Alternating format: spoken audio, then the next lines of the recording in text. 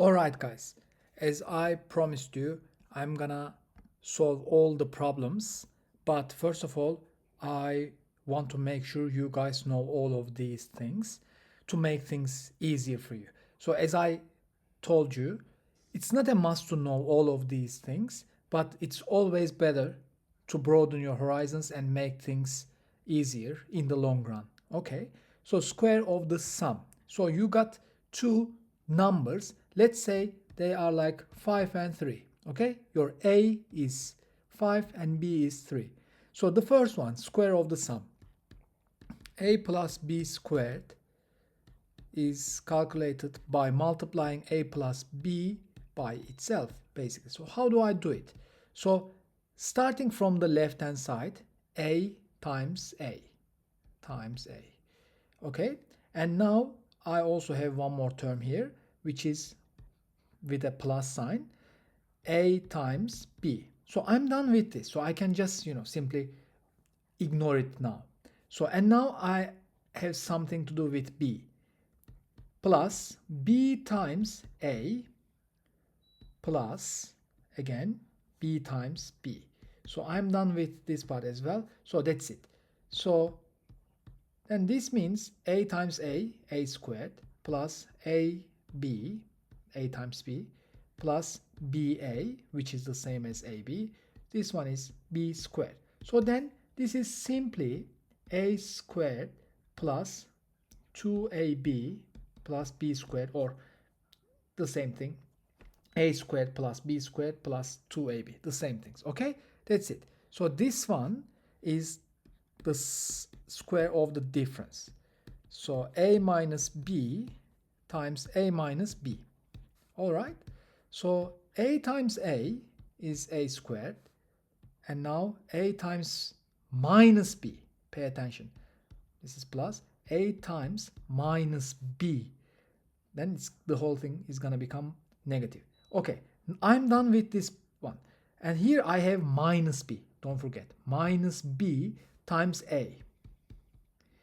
And then minus B again here, minus B times minus B. Okay, it's A squared plus A times minus B, and then minus B times A plus B squared.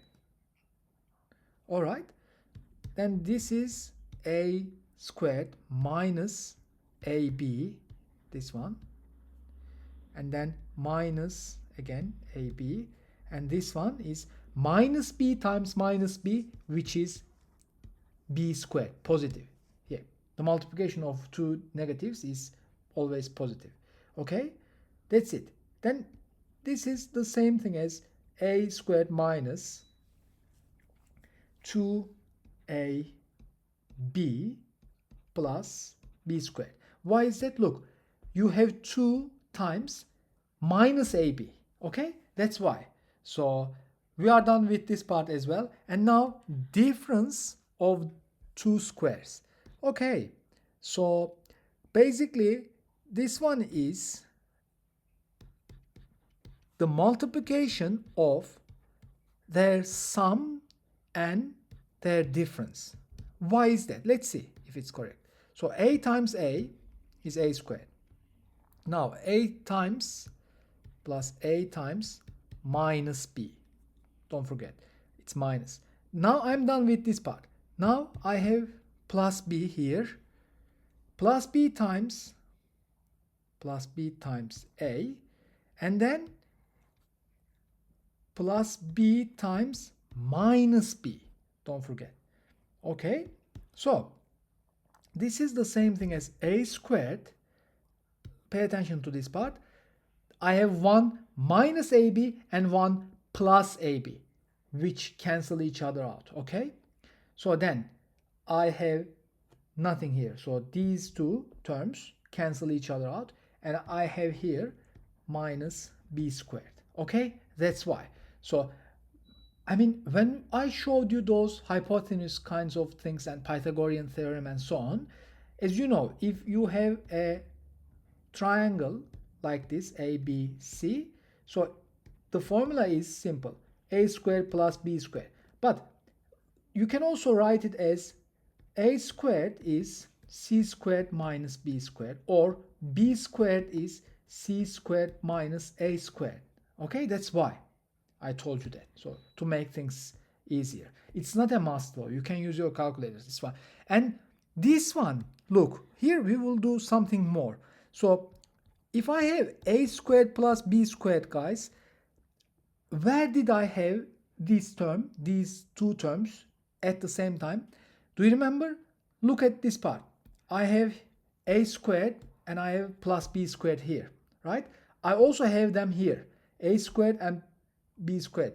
So, but this one, as you can see, the whole thing, I mean this one, pay attention to this part. This one is a squared plus b squared and also plus 2ab. So then if I just write it like this, you know, this part, I mean, the same idea. So then what do I have extra? What I do have extra is 2ab. Then if I simply subtract the extra 2ab, I can also describe it like this. It's just an additional piece of information. It's not a must. On the other hand, in keeping with the same mantra, if I just write it as a minus b squared, then this time, look at here.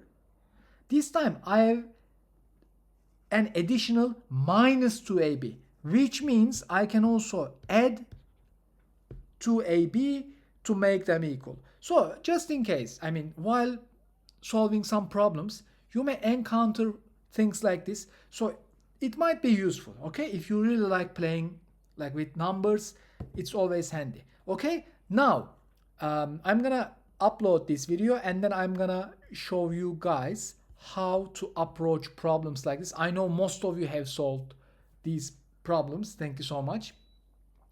I'll also show you how exactly things seem from my angle, for example, to help you broaden your horizons. And also, please feel free to share your own methods with me. All right? I'd prefer to learn something new from you as well. Yeah? Thank you. See you in the next video.